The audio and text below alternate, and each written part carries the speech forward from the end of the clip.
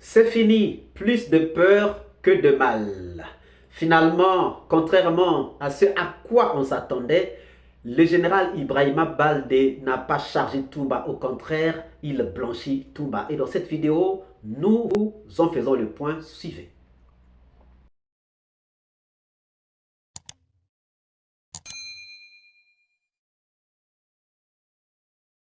Bonjour, bonsoir, cela dépend de l'heure à laquelle vous regardez cette vidéo. Bienvenue si vous nous découvrez pour une première fois. Ça a toujours été un plaisir pour moi de venir devant vos écrans vous exposer les analyses de Soleil d'Afrique. Plus de peur que de mal. L'attente a été de longue durée, mais finalement, c'est terminé puisque le général Ibrahima Baldé, tant attendu, est déjà passé à la barre pour sa déposition. Il y avait beaucoup d'inquiétudes sur ce qu'il allait dire.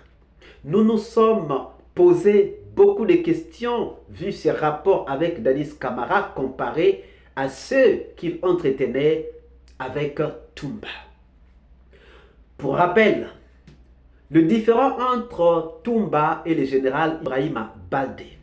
Le 3 décembre 2009, quand Toumba est allé libérer les éléments de Bégré, devant donc le général Baldé, qui n'avait pas supporté cette humiliation, car cela s'était passé devant ces éléments. Et finalement, le général Baldé avait décidé d'aller voir Dadis Camara et les deux, ensemble, avaient mobilisé un arsenal pour aller demander des comptes à Toumba qui se trouvait au camp Koundara. C'est là que Dadis Camara va prendre une balle. Donc, nous comprenons qu'à cause du général Ibrahima Baldé, Dadis a reçu la balle qui lui a coûté son pouvoir et va occasionner aussi le départ de Toumba en exil.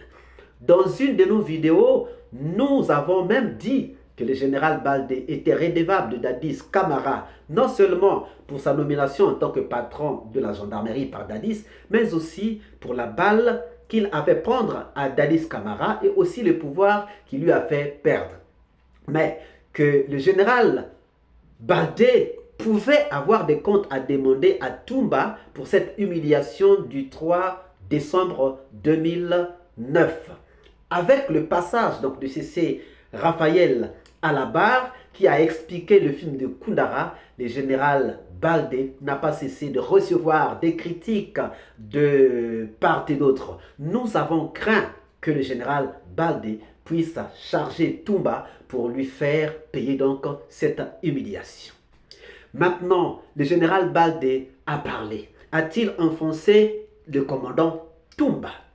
Dans tout le récit du général Baldé, nous n'avons senti aucune haine contre Toumba. Nous n'avons pas senti un besoin ou une volonté de nuire à Toumba alors qu'on le pensait. C'est de la grandeur.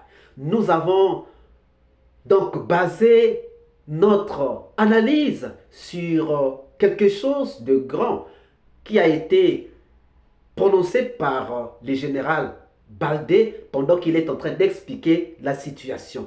Nous vous laissons donc suivre cette partie et nous revenons pour décortiquer le message caché du général Ibrahima Baldé. Suivez. Passé, mais la justice est là pour régler le problème. Ce n'est pas à vous de régler ce problème-là. C'est ainsi que j'ai continué jusqu'à l'état-major. J'ai demandé le centre des opérations et ils ont dit, monsieur le chef d'état-major, plusieurs positions sont déboulonnées. Ils ont cité des positions par-ci par-là. Moi, je ne peux pas vous citer tout ça. Par contre, il y a d'autres positions qui continuent à tenir. Et j'ai dit, donnez les instructions, que personne ne quitte sa position. Si on vient pour vous frapper, esquivez, mais vous restez dans votre position. Parce qu'on a dit dans le plan d'opération, lever les dispositifs en fin de mission. Donc ça se négocie même pas. C'est ce que c'est fait. Finalement, pendant que j'étais en train de discuter au centre des opérations,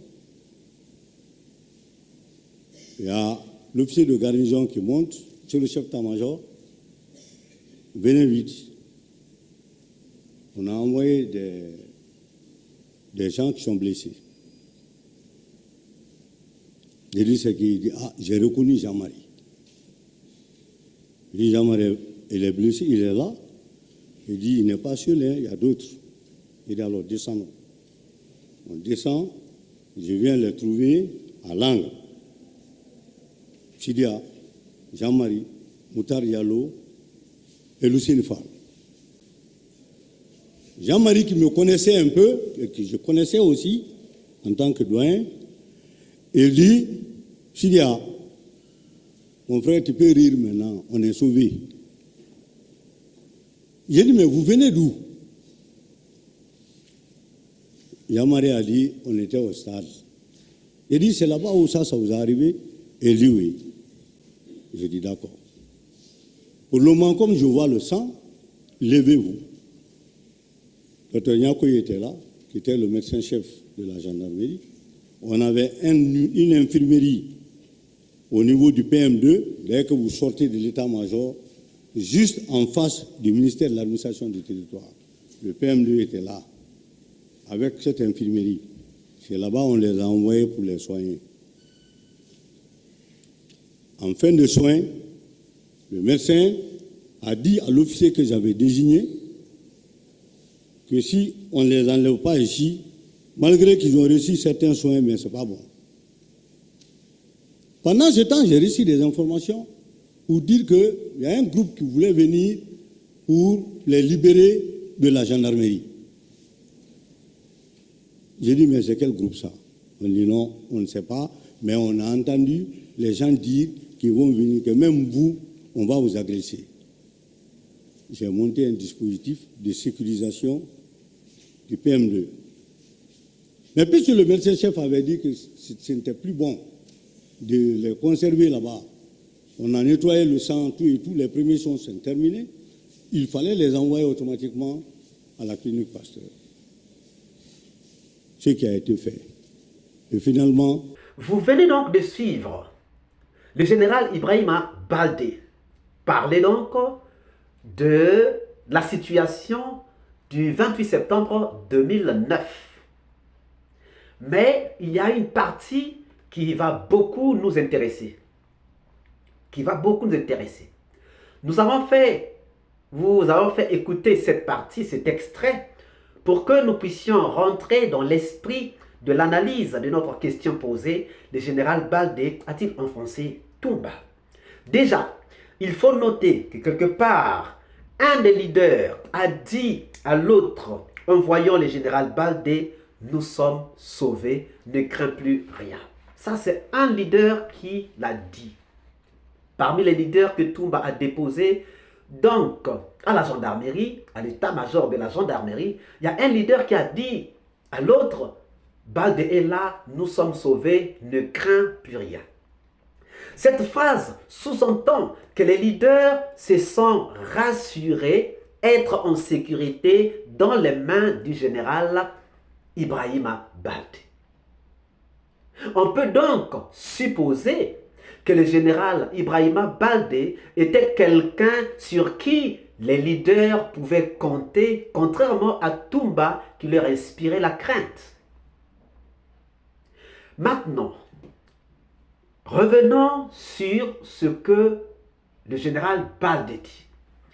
Le général Baldé dit que Toumba a déposé les leaders à l'hôpital de la gendarmerie, au camp et à l'état-major de la gendarmerie.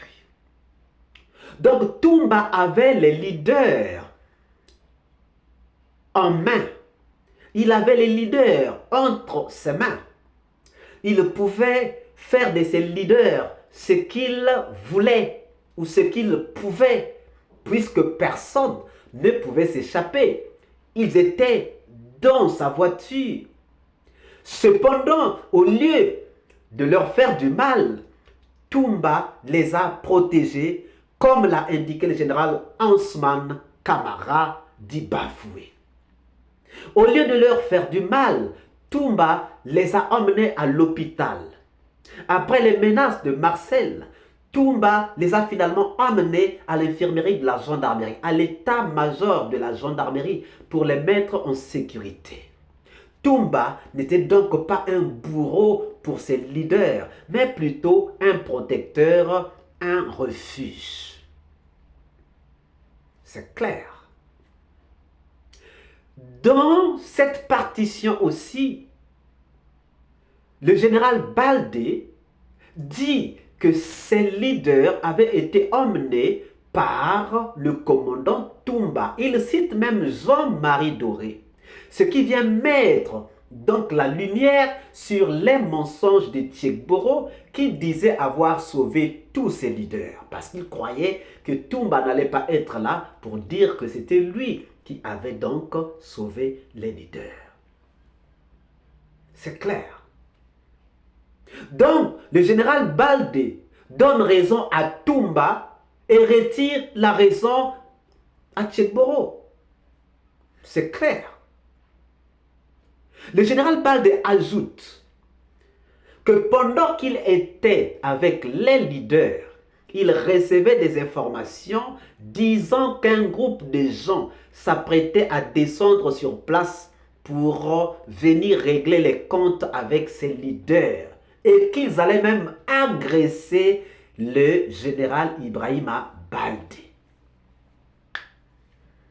Donc, il y avait un groupe qui n'était pas content que les leaders soient à l'infirmerie de la gendarmerie. Il y avait un groupe qui n'était pas content que les leaders soient entre les mains du général Ibrahima Baldé. Est-ce que Toumba fait partie ou pouvait faire partie de ce groupe qui n'était pas d'accord que les leaders se retrouvent là? Nous disons non, pas du tout. Car si Toumba n'était pas d'accord que les leaders se trouvent à la gendarmerie, il n'aurait pas emmené ses leaders là-bas. C'est clair. Il faut donc noter qu'il y avait deux camps. Le camp de Toumba qui voulait protéger les leaders, qui est allé les mettre entre des bonnes mains, et le camp qui voulait donc venir leur demander des comptes là où ils se trouvaient et même agresser celui entre les mains de qui les leaders se trouvaient. C'est simple. Or, Toumba a protégé les leaders en les amenant à l'infirmerie de la gendarmerie. Donc, Toumba ne fait pas partie du groupe du mal. Comment peut-on vouloir faire du mal à des gens, mais se permettre d'aller les mettre entre les mains de quelqu'un de sûr et vouloir revenir leur faire du mal? Ça ne se comprend pas, ça ne peut pas se comprendre.